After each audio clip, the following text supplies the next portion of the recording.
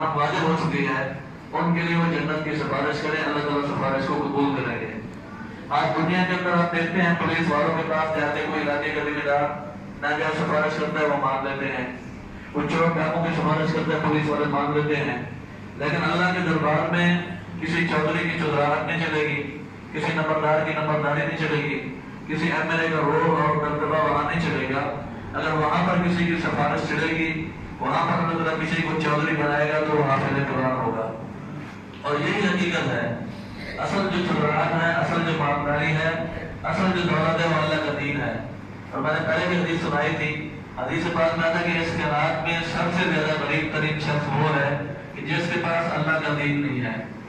اب آپ اس کا اندازہ کریں، اس کے پاس کوٹھیاں ہیں، بنگلے ہیں، گاڑیاں ہیں، کروڑوں روپے کے پیسے ہیں، بینک بھرے ہوئے ہیں، اور وہ اپنے آپ کو امیر سمجھتا ہے، لیکن جب میدان معاشر ہوگا تو یہ بڑا پھنسا ہوا ہوگا، بڑی مشکل میں ہوگا، تو وہاں پر جو حافظ قرآن ہوں گے، ان کے والدین ہوں گے، وہ بڑے مزے میں ہوں گے۔ تو میں اپنے اساتذہ کرام کو بالخصوص جو ہمارے شواہد کے استاد ہیں قاری سعید صاحب، ان کو بھی مبارکباد پیش کرتا ہوں۔ اسی طرح ہمارے ادارے کے بہت ہی پرانے ساتھی اور ہمارے سرپرست قاری محمد امین فروغی صاحب، ان کو بھی مبارکباد پیش کرتا ہوں۔ اسی طرح ہمارے استاد ناصر صاحب، ماسٹر اشرف ایوب صاحب، ماسٹر مدثر صاحب اور تمام طلباء کرام کو میں دل کی عطا گہرائیوں سے مبارکباد پیش کرتا ہوں۔ اور خود ہمارے لیے بھی بڑی سعادت کی بات ہے کہ الحمدللہ یہ میرا بھائی بھی ہے تو اس نے قرآن پاک کو حفظ کیا ہے،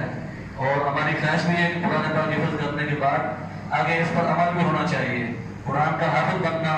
آسان کام ہے، لیکن اس پر عمل کرنا مشکل ہے۔ جہاں پر جا کے ہم فیل ہو جاتے ہیں، ناکام ہو جاتے ہیں، تو وہ وہی میدان ہوتا ہے کہ ہم قرآن کے حافظ بن جاتے ہیں، دین کا علم کر لیتے ہیں، لیکن تربیت اور عمل کا فقدان ہوتا ہے، اور اس کے بغیر گزارا نہیں ہے۔ جب آپ کا عمل ہی نہیں ہے تو پھر قرآن کی اس تعلیم کا کوئی فائدہ ہی نہیں ہے۔ تو قرآن کی اس لیے میں نے حدیث پڑھی ہے کہ قرآن یا تو تمہارے حق میں گواہی دے گا یا پھر تمہارے خلاف گواہی دے گا۔ تو حق میں گواہی دینے کا مقصد یہی ہے کہ جو لوگ دنیا میں قرآن پڑھتے ہیں، قرآن سے تعلق رکھتے ہیں، قرآن سے محبت کرتے ہیں، تو قبر کے اندر یہ قرآن جو ہے ان کا گواہ بن جائے گا اور ان کے لیے سفارش کرے گا کہ یا اللہ اس نے دنیا میں مجھے پڑھا بھی تھا اور عمل بھی کیا تھا، تو اس لیے میں اس کا سفارشی بنتا ہوں، اس کو جنت میں بھیج دے، تو اللہ تعالیٰ اس کو جنت میں بھیج دیں گے۔ اور اسی طرح اگر قرآن پڑھ کے خدا نخواستہ ہم نے قرآن کی تعلیمات کو چھوڑ دیا،